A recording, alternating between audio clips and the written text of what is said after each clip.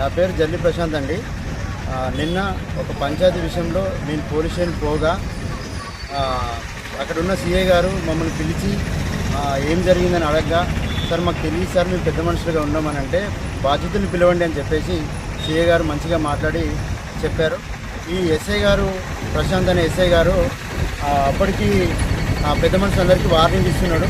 నేను పోయి పక్కన నిలబడ్డప్పుడు ఆ ఎస్ఐ గారు డైరెక్ట్ నన్ను పిలిచి నువ్వేం చేస్తావు ఏంది అని అడిగిన తర్వాత నీ మీద రౌడీ షీటర్ ఉందా, రౌడీ షీటర్ ఓపెన్ చేస్తా, అరే గిరే అనుకుంటా మాట్లాడుతూ దురుసుగా ప్రవర్తిస్తుంది, లాఠీ చార్జ్ చేస్తా అని కూడా మాట్లాడాను. నా బొట్టు గురించి, నా గడ్డం గురించి, వీడి ముఖానికి ఫార్మల్ షూ అవసరమా అని అనుకుంటూ దురుసుగా పోలీస్ స్టేషన్ నుంచి నన్ను బయటికి వెళ్ళగొట్టడం జరిగింది.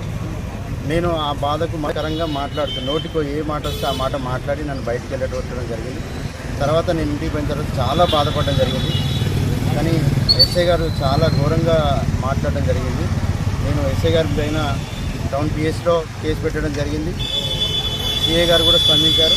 ఈరోజు ఎస్పీ గారికి కూడా పిటిషన్ ఇవ్వడంతో ఎస్పీ గారు కూడా స్థానికంగా సామరస్యంగా ఆయన స్పందిస్తాను, యాక్షన్ తీసుకుంటానని చెప్పేసి మాట్లాడిండు.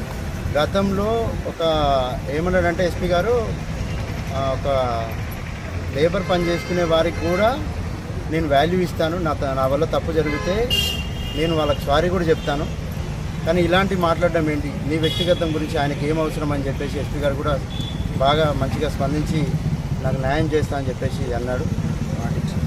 ఇలాంటి ఎస్ఐ గారి మీద తక్షణమే యాక్షన్ తీసుకోవాలని కోరుతున్నాను. టౌన్ పోలీస్ స్టేషన్లో ఉన్నాడు మహబాద్లో. ఆయన చాలా అందరితోని అట్లానే మాట్లాడుతున్నాడు. ఈరోజు నాతో కూడా నిన్న అట్లే మాట్లాడిండు. చాలా అంటే చాలా బాధ అయింది. ఆయన వల్ల నేను మనోవేదనకు గురైనా. నేను నైట్ కూడా నిద్రపోలేదు.